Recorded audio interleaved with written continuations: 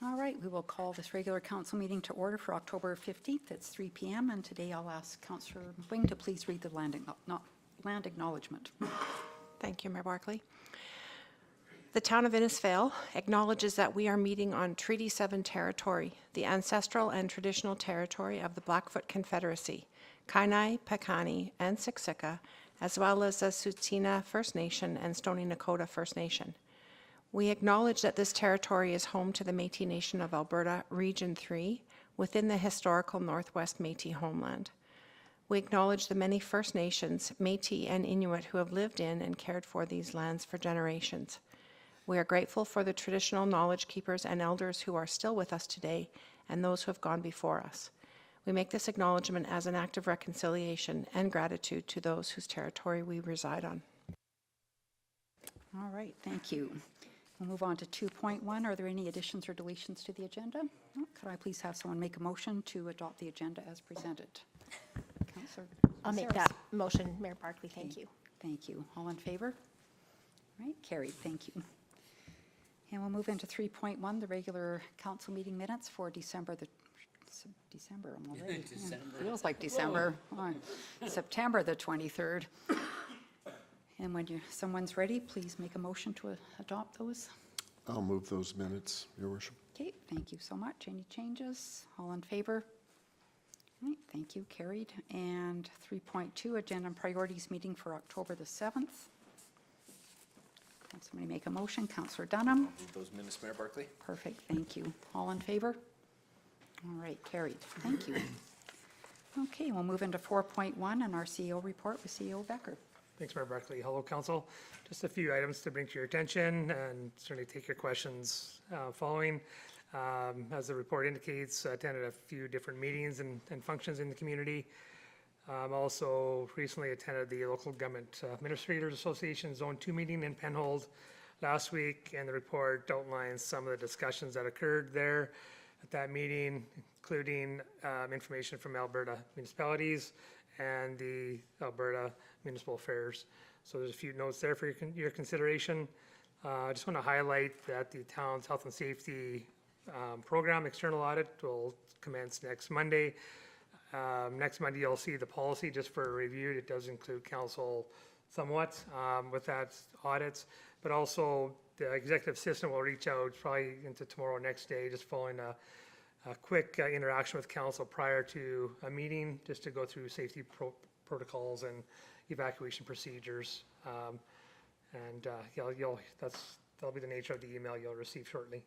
Other than that, if there's any questions or comments. All right, thank you. Does anyone have any questions?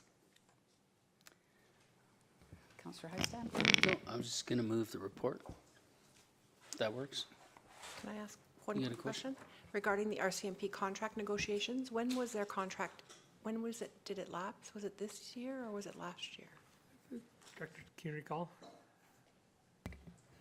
I don't have it off the top of my head, but I can find that really quick. Okay, CEO Becker, I'm curious about the, if there was any more around the police committee. We already have a police and safe community committee. Will we have to have an additional regional? And According to the Deputy Minister, more information is to be released. The regulations have not been developed yet, so we don't know what that looks like, okay, what role we'll have, and the expectations associated with the Regional Policing Committee. Okay, all right, thank you. Any other questions? Okay, all in favor of the motion? Carried, thank you. And we'll move on to 4.2, Council Action Control.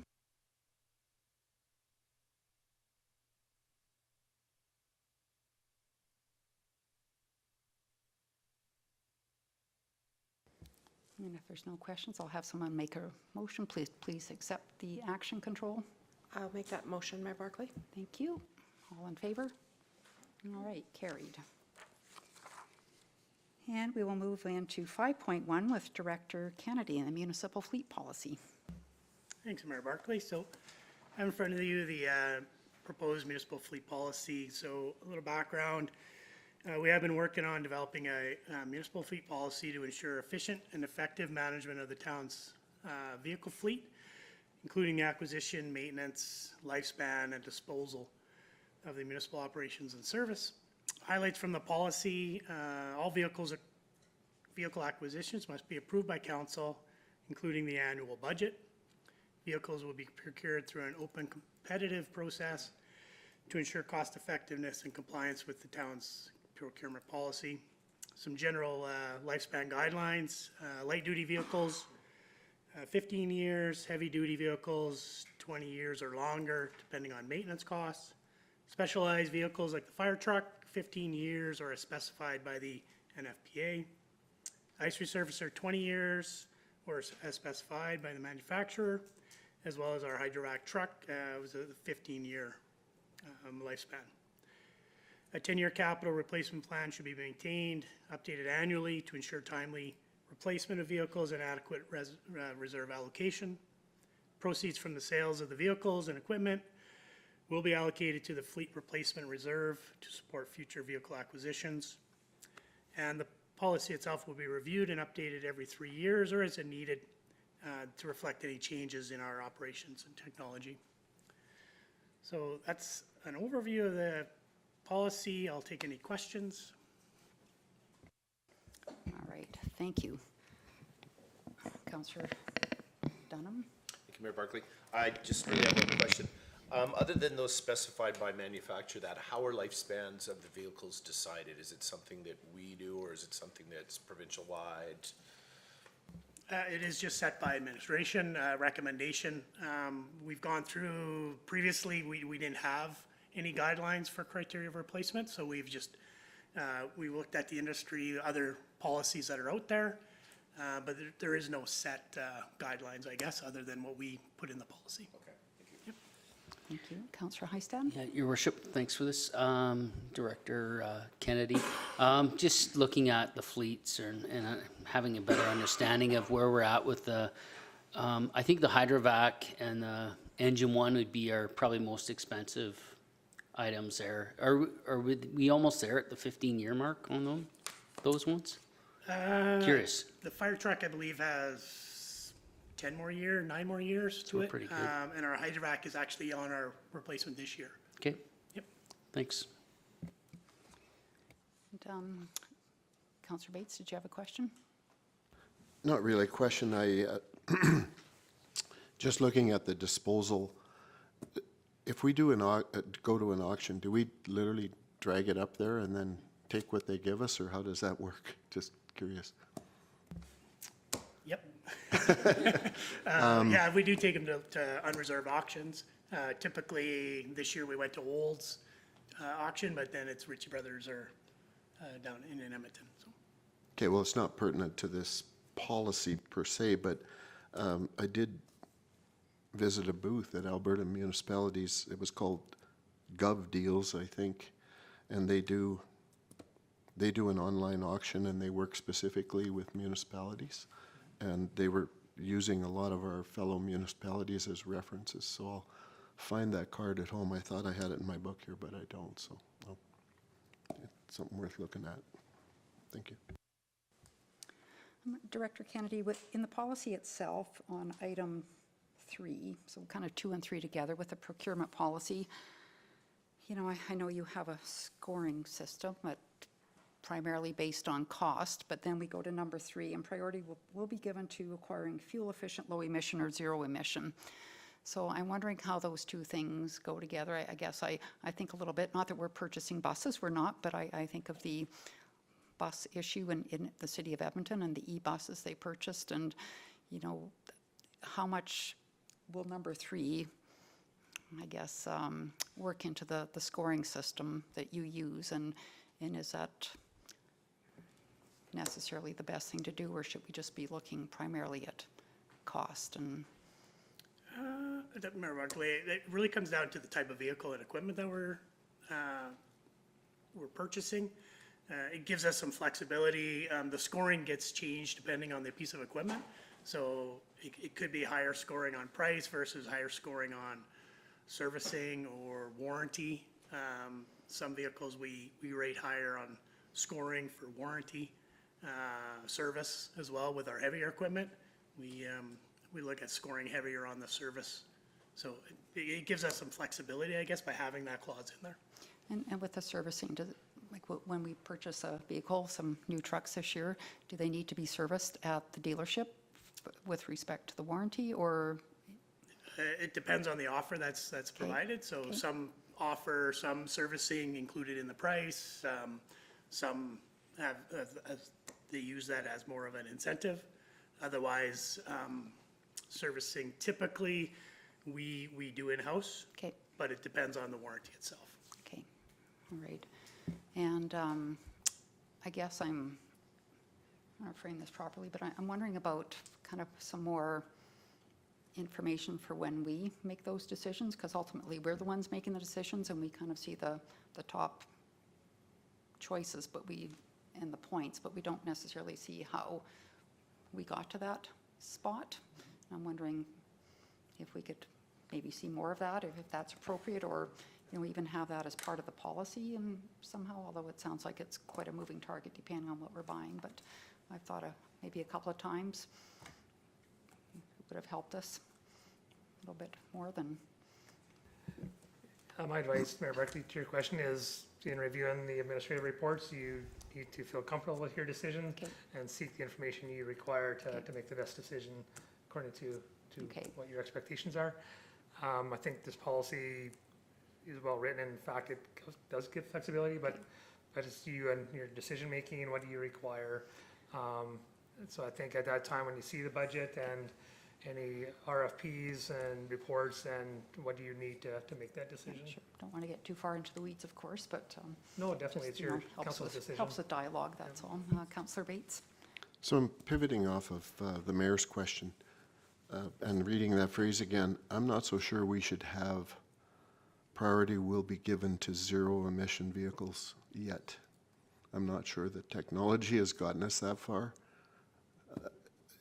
I think low emission is a good word to have in here for now, and maybe down the road zero emission. But I'm not sure we should say priority will be given to zero emission, because having owned one, I'm not sure that that's necessarily where the priority should be. That's just my opinion. Mayor Barkley, to Councillor Bates' comments, maybe the director would like to chime in too. Just trying to line ourselves up with your other policies, sustainability, environmental goals. It's not indicating that we're going to be buying zero emissions. It's that we're looking for fuel efficient economic vehicles. We'd have to prove that a zero emission vehicle is justified.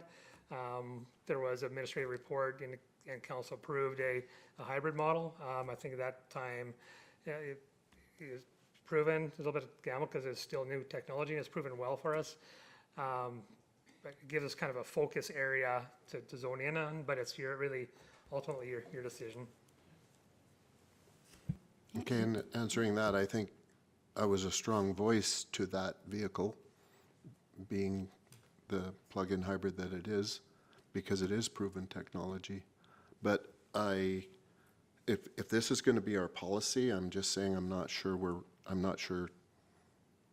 that it should be stated that priority will be given, because somebody future who isn't perhaps looking at it in the same way we're discussing it today might say, well, there's the priority. It's written in our policy. And I think the low emission covers that at this point. Someone could actually make that case. This one's zero, and it is practical. So I'm just questioning whether it should be written in at this point. That's all. Thank you. Yeah, I think ultimately it's council's decision. We do have an ice surfacer, right? That's electric, so it might happen. Lawnmowers, whatever, smaller vehicles. Anyway, okay, well, thank you for this. Good to see Director Kennedy, so I'll just have somebody please make the recommended motion if there's nothing further. Councillor Maceros. Thank you, Mayor Barkley. I move that council approves the Municipal Fleet Policy 2024-005. All right, thank you. All in favor? All right, carried. And we'll move into 6.1, Parkland Regional Library with Director Vickers. Thank you, Mayor Barkley. So the town of Innisfil does hold an agreement with Parkland Regional Library to provide library services within the town at our library. They have submitted their 2025 budget submission, and they are asking for council to review it and submit their comments on or before their board meeting on November 14th. So in 2025, they are looking to do a 63-cent increase up from their per capita requisition of $9.18 up to $9.81. So last year, if you remember, in 2024, when we were calculating the municipal levy, Parkland Library used the population estimates and projections supplied by the Office of Statistics and Information at Alberta Treasury Board and Finance. Now, the Alberta government did make a change, and we are reverting back to the municipal affairs population list. However, that did cause our population to jump from last year at 7,672 to 7,985. And you can see how that is going to impact our rate for next year. So with that increase in requisition, as well as the increased population estimate, the Parkland Regional Library's budget requisition is $78,332. So this is an overall increase of just over $7,900. I'm looking to take any questions that council may have regarding this. Otherwise, I am looking for Parkland to approve the I'm looking for council to approve the Parkland Regional Library budget. All right, thank you, Director Vickers. Councillor Bates? I'm trying to remember, I have a question about the process. So when they collect their input from the various municipalities, is it a percentage they have to achieve to get approval? Mayor Barkley, through to Councillor Bates, I believe it's around the 2/3, 66%. Okay, and they always get approval. I do remember maybe 5 years ago that there was a bit of a stumbling block for a while. There were a few municipalities that weren't. And I guess the one comment I do want to make is definitely of the information that's portrayed here. I'm seeing in 23 it was a 2.3%, in 24 it was a 4.9, and now it's a 6.8, and they're getting up there. Like they've actually accelerated this year, and I'm sure the councillor that's on the board is probably, or on the board, probably can comment. I try to look at their individual lines. I'm sure it's all good. I'm just saying that this year's number is fairly large compared to not just our population has increased, but hopefully all of our other factors aren't as high as 7%. Thank you. Councillor Heisted?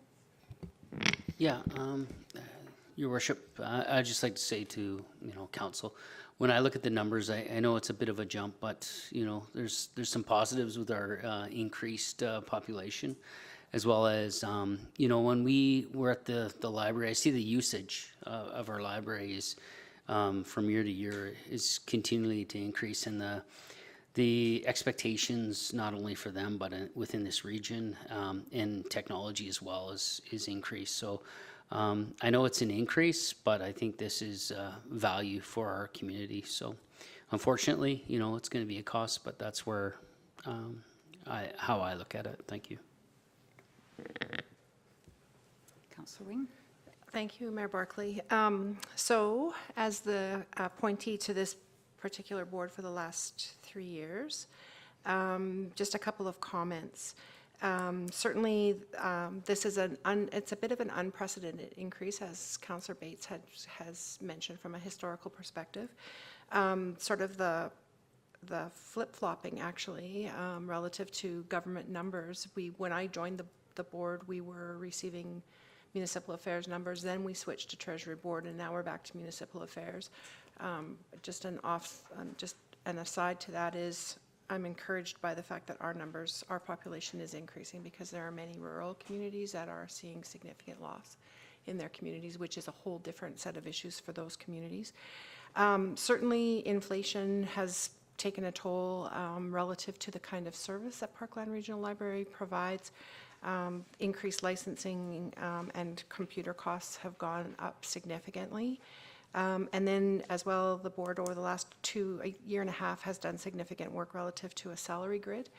Early on after I joined the board, the salary grid had 15 steps on it, and so we've been working hard over the last year and a half drop it down to a more manageable level, but it also included then grandfathering some people, moving some people up to fit them into the grid. So the salary costs this year are a little bit higher based on that work that the board did. For what it's worth, this budget was approved unanimously at the board meeting. So I think that's an indication that the board has done a lot of really good work with it. Thanks. Councillor Bates? Yeah, I just wanted to mention that I'm not against the number. I just wanted to have the dialogue of how it all worked. Thank you. Director Vickers, I'm curious, like just looking at the population stats amongst communities, and I mean, we've been at 7957 for a while on, based on that data, but I see communities like Sylvan Lake that have gone from a higher number to a lower number, 24, 25, Penhold, Red Deer County, et cetera. So I'm curious why. Mayor Barkley, it really is just what the municipal affairs population list is. They did indicate that 16 municipalities are seeing decreases in their population, so they are being invoiced less based on these new population numbers. I'd have to reach out to municipal affairs to see where their numbers are coming from. Yeah, I'd be curious, especially a couple of them. It doesn't make a lot of sense to me because I think we've seen growth, but I mean, it is what it is. And then I guess my other question may be through to Councillor Wing with the government funding that's coming. It hasn't changed. So is Parkland Regional Library, is there any advocacy being done to the government to adjust for population figures as well? Because we know the increase of population in Alberta has been enormous. And yeah, absolutely, for sure. So the board at Parkland established an advocacy standing committee of the board a number of years, 3 years ago, I think, have been really digging in and doing some good work relative to government. Of course, but the Minister of Municipal Affairs was, fairly proud of the fact that we haven't had any cuts, but 0% in a time of inflation like we've had is pretty significant cut. Salaries, all the rest of it. So the government gave us an increase 2 years ago, maintained it this year at 0%. So the work absolutely, Mayor Barkley, does continue. There's been a lot of municipalities, of course, make up this entire board, a lot of municipal kind of weight that's been going into the advocacy efforts. because I think it was 5% 2 years ago, right? And now we're 0, so. Yep, yep. Okay, thanks. Any other questions? Can I please have someone make a motion that we approve the Parkland Library Regional budget for 2025? Councillor Dunham. Mayor Barkley, I'll make that motion. Thank you so much. All in favor? All right, carried. Thank you. Okay, and we'll move on to 7.1 with Director Jenkins and the Catholic School Division Joint Use Agreement. All right. Thank you, Mayor Barkley. We're just looking to provide council an overview of the existing joint use and planning agreement between the town and Red Deer Catholic in advance of council having some correspondence with the school board. So back in March 2023, we approved entering into the joint use and planning agreement with Red Deer Catholic. Previously, we had not had any sort of joint use agreement with the separate school division. Under the MGA and the Education Act, we're now required to have these joint use and planning agreements that address the shared use and access to facilities for both community and school usage, funding of shared facilities and services, and the planning and acquisition of new or expanded school sites. So the report goes on to sort of quote the MGA as to what the very specific things that the agreements have to address. So our agreement outlines the creation of a governing committee consisting of 2 members of town council, the town CAO, and 2 of the 2 school board trustees and the superintendent.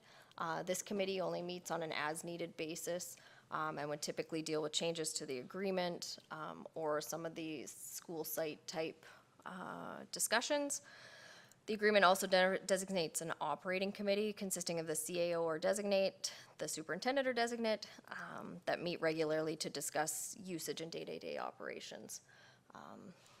So for us, with Red Deer Catholic, we have not had a governing committee or operating committee meetings. With Chinook's Edge, we do have regular operating committee meetings. But to date, we haven't made use of the Catholic school facilities for community purposes. So the report just outlines the town facilities that are available to the school. So essentially, we have a school rate within our rates and fees bylaw, or some of them, the tennis courts, those types of things there's no fees associated with the usage of those facilities. As well, Red Deer Catholic has the St. Marguerite's Gymnasium that could be available for community usage on evenings and weekends. At this time, again, we haven't made use of that facility. Right now, demand is generally met through the public school. If we do have additional user groups, we can look at working with St. Marg's to utilize that space as well. So then on the planning and acquisition of school sites, so in Alberta, school boards are required to obtain a letter of commitment from municipalities to provide and fund the infrastructure servicing of future school sites. So that's essentially all water, sewer, roads, secondary utilities, to property line where development has not already resulted in a serviced school site. This is required prior to the provincial allocation for school construction being made. So the joint use agreement identifies that the board would communicate its need to construct a school site as early as possible, and that the municipality would ensure appropriate sites have been identified and planned for. There's no pre-allocation of sites to one school board or another prior to an indication to pursue construction is made. So until it's in their sort of imminent budgets that will be submitted to Alberta Education, they're not allocated to one or the other. A site will be allocated to a board for a period of 3 years, after which time, if construction has not been commenced, it would be made available to others. If there are competing claims for a site, it shall be the responsibility of the board to resolve those questions between themselves. So in addition, the agreement identifies the creation of a joint use facility reserve, where revenue collected from the town, from community joint use bookings, goes into that reserve. So then these funds can be allocated towards capital expenditures. So, for example, at the Chinook's Edge campus, the school is often rented by Volleyball Alberta or other organizations to host tournaments. We charge a fee. The town collects a fee for those bookings. It gets put into a reserve. Then when there's things like the need for a new score clock or things like that are identified by the school, that's the funds that are utilized to make those upgrades. So again, right now we don't have the mechanisms set up with St. Marg's to book the gym for external users. But again, if we have the need or that facility is requested, we can work on that. So if there's any questions, really just for awareness for council. Okay, thank you, Director Jenkins. Does anybody have any questions? Just curious, do you think there'd be some benefit or opportunity to use that and maybe break up some of the activities between the two schools? And I'm saying that more so from the standpoint of having that fund available, because I know you were saying that they would like some funding from us. Yes. Depends on the needs of the booking. So Volleyball Alberta, the size of the gym and the scale of it, the main gym at the high school is more preferable for that. With our drop-in programming, which doesn't impact that reserve, because we have a staff member on, if they're on one site, right, they're not going back and forth. But if we did have something, pickleball is growing. Right now we have one night of drop-in pickleball. If the demand becomes that the pickleball wants to create a club and they want to have a booking, that would be an opportunity, that sort of thing, so. Okay, thank you, Director Jenkins. Any other questions? If not, I'd please have somebody make the motion that we accept this report as information. Councillor Bates. I'll make that motion that we accept the report for information. Thank you. All in favor? Okay, carried. And we'll move on to 7.2 with Director Jenkins and the Hazelwood Future School Site. Okay, so just another piece of information for council with respect to future school site planning. Juanita, if you just want to go to the map of Hazelwood. So again, the MGA requires that we identify properties for school site development as part of our land use plans through our MDPs, area structure plans, outline plans. So this is the existing Hazelwood land use concept. You can see the black dashed line is where development currently extends to. The green at the top is where we currently have the next future school site within the community identified. At this point, neither school division has indicated a need for the site. However, if the site is required prior to the development of the Hazelwood neighborhood, the town would be required to create a fully serviced site. So if you go back to that map, Juanita, so where that black dashed line is essentially where the servicing and the roads and everything are currently constructed to.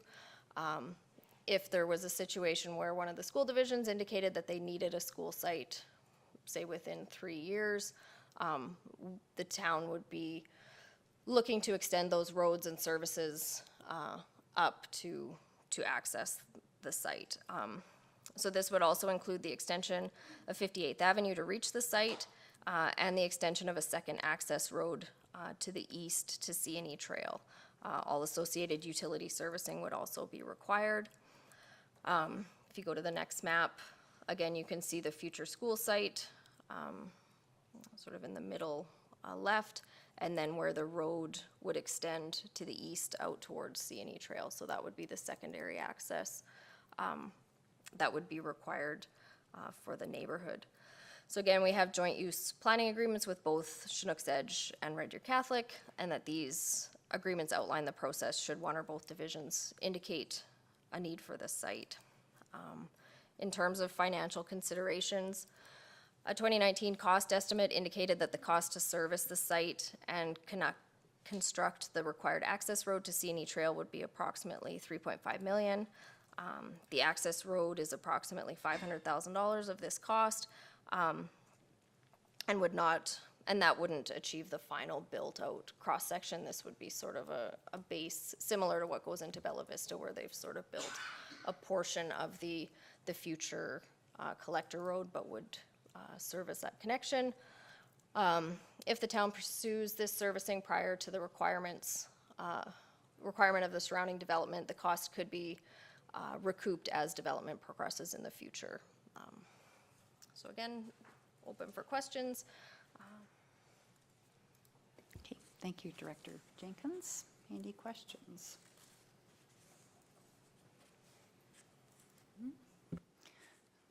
So best guess, 3.5 in 2019 equals how much in 2024? I don't know, I heard 21% 2 years from 2021 on groceries and rent, so. What about infrastructure? Yeah, so, yeah, we would have to get updated. Yeah. So does that include like land purchase going east? So we wouldn't or- purchase the land, we'd be looking, they would pre-dedicate it. Okay. Because they would be required to dedicate that site as the subdivisions. But I meant the road going east to The C&E road, Trail, like would we have to acquire some land from? Again, we would be looking to negotiate with those property owners that it would be land that they would have to dedicate for road when development occurred anyways. And again, if we were doing sort of an augmented cross-section, we might be able to stay primarily on the Greenwood property, which is, you know, further along in that development sort of conversation. So that the cost, Director Jenkins, is that estimated in here, the road? Yeah, so the That- road, that's a we're saying 500? 500,000 Yeah, for okay. that extension out Yeah. to C&E Trail of the 3.5 when that was done in 2019. Okay, Councillor Bates. Could we look at the map on the screen again? So I just wanted to check back to previous discussions. I think we said that if the future school site is delayed, that the current 58th Avenue is considered to be adequate to 200? residences. And do we have a count? Because I kind of did my own. Inside the black line is about 150, I think. Yeah, so, Phase 5, which is the townhouses, so the orange, where 65th Street goes to the east, is not all the way to the east, but that section of townhouses is Phase 5, which could be subdivided with the existing access roads. Phases beyond that, a connection would have to be created as part of the subdivision of Phase 6 of. So anyway, right now, we all realize it's kind of stalled. But if you were to count, like if future direction happened to go north first before those, it could. If you were to just count 50 lots, that starts to tell you that you need another road. Yeah, Okay. I guess the outline plan does outline sort of where the phasing would go. But and it sort could of goes get changed 5. if somebody It could came and change, yeah. appealed to us. Yeah, okay. No, it gives everybody that feel, I think. Thank you. And the road, even though it wouldn't be full profile, it would be a daily driver. Yeah. Thank you. Okay, thanks. Any other questions? If not, we'll just have somebody please make a motion that we accept the report as information. Mayor Barkley, I'll make that motion to accept the report for information. Thank you, Councillor Wing. All in favor? All right, carried. And we'll move into correspondence and information. The holiday train is coming December 13th, Friday, December 13th. Just saying. Just have somebody accept the correspondence as information, please. Councillor Hazelwood. I'll make that motion to accept the correspondence for information. Okay, thank you. All in favor? Carried, thanks. Okay, and we'll do council reports, and we'll begin with Councillor Maceras. Thank you, Mayor Barkley. Last week, I attended the business visit at CPKC Hydrogen Train, and then the Red Deer Regional Hospital visit as well. And that's it for me. Thank you. Right, thank you. And Councillor Dunham? Thank you, Mayor Barkley. My report is in there. Just verbal recap, 25th of September, 27th, AB Munis Convention in Red Deer. October 19th, 9th, I had the Age-Friendly Community Committee, and I did attend the IWIC Multicultural event last Sunday. Thank you. And Councillor Heistad? Thanks, Your Worship. I did the CPKC event last week, as well as the Red Deer Regional Foundation. This week, I'll be attending the Chamber meeting on behalf of Councillor Maceras, and then I do have an event with you in Penhold, I believe, this week You do? as well. Thank you. Okay, thank you. And Councillor Bates? So my report is there. Just a couple other details, though. With respect to the Mountain View Water Commission, we did give first reading to the potential increase for next year. Ironically, it's the almost dead same as the library. It's 15 cents. And that will be revisited on October the 23rd with a Zoom meeting to either change that or finalize it.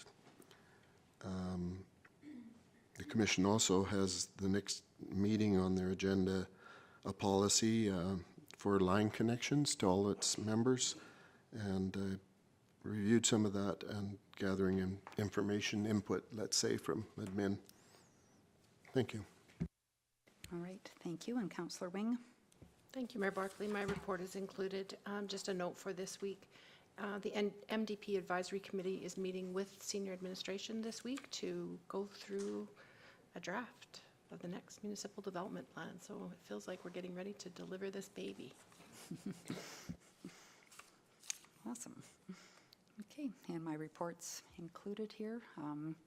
Also spoke with Councillor Harrison on Friday, so I would just like to make a motion that we extend his leave of absence till the end of December, so December 31st. So anybody have any questions about that? If not, all in favor? All right, carried, thank you. Wishing Dawn the very best, of course. And next we'll go to the open mic session. Does anybody, I know we have some people in the gallery to say, did anybody want to come forward and have anything to say? No? Okay, come on up. You could just, if you want to turn your mic on and just state your name.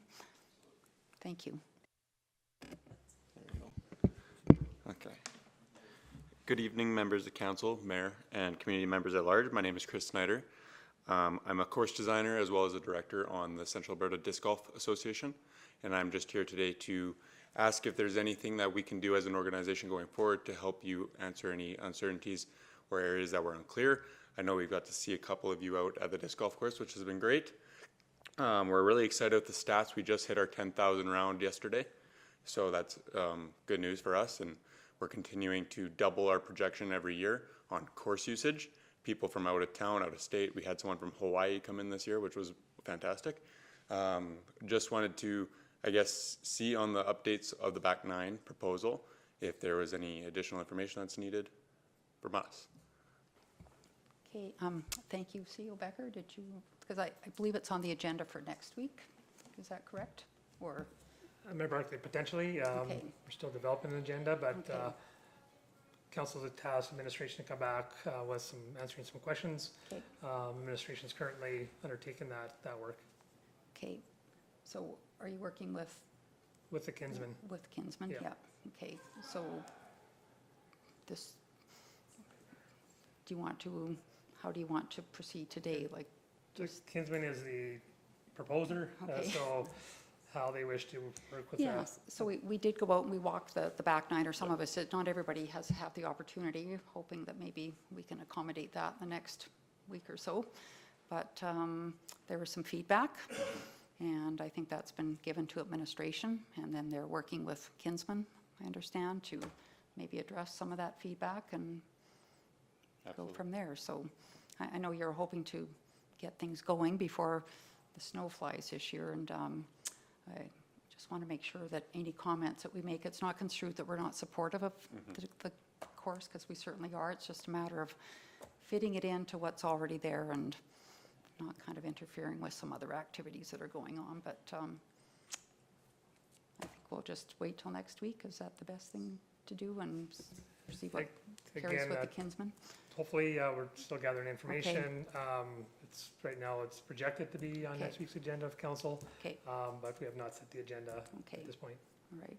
Is that okay with you? Yeah, for sure. Okay. We just, as an organization, we want to make sure that we get to utilize the space for 2025 and going forward as well, and make sure we have strategic plans in place for tournaments, leagues, having schools come out to use the space and learn about the sport of disc golf and expand it into the community more. Obviously, it's being used lots, which is fantastic, but growth is important. So. Yeah, for sure. I'm sure you won't ask council again after the last time, but that's okay. We weren't very good. As Rob can attest to, but, okay. Oh, thank you. Yeah, no, thanks for coming today. We appreciate it. All right, we'll go to upcoming events.